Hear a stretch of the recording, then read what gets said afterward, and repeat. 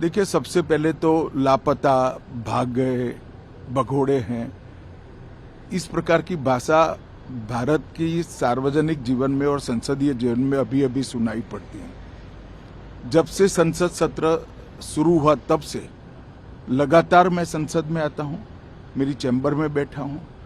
चूंकि संसद भवन के अंदर विपक्ष संसद को चलने ही नहीं दे रहा है, दोनों गृहों में, तो कोई जाकर क्या करेगा।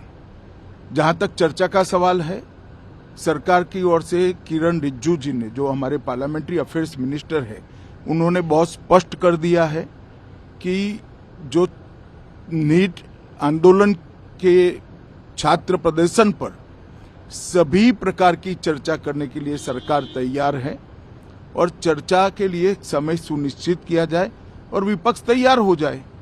पहले तो ये यही मांग कर रहे थे, हमने हाँ बोल दिया।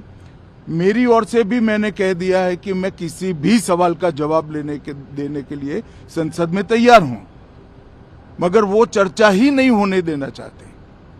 अब जनता तय करे कौन भाग रहा है। आज भी मैं कहता हूं, आज 3 बजे तक स्पीकर साहब को वो पत्र दे दे।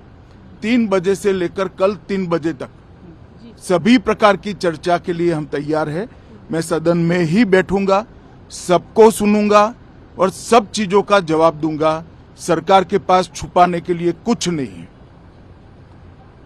वो भी चर्चा करूंगा कि आपने क्यों चर्चा नहीं चाहिए। भारतीय जनता पार्टी की मोदी जी के नेतृत्व में सरकार, एनडीए की मोदी जी के नेतृत्व में सरकार हर चीज पर चर्चा के लिए तैयार है। संसद वो चलने दे बस। आज मैं चैनलों के माध्यम से इन विपक्ष को कहना चाहता हूं कि आप एक पत्र 2 बजे तक लिखकर दे दीजिए स्पीकर साहब को।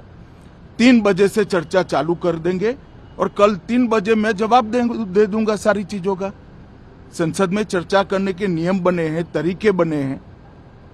अब मुझे कोई कहता है कि आप एक स्टेटमेंट दे दो, इतने गंभीर मसले पर इस तरह से चर्चा नहीं हो सकती है।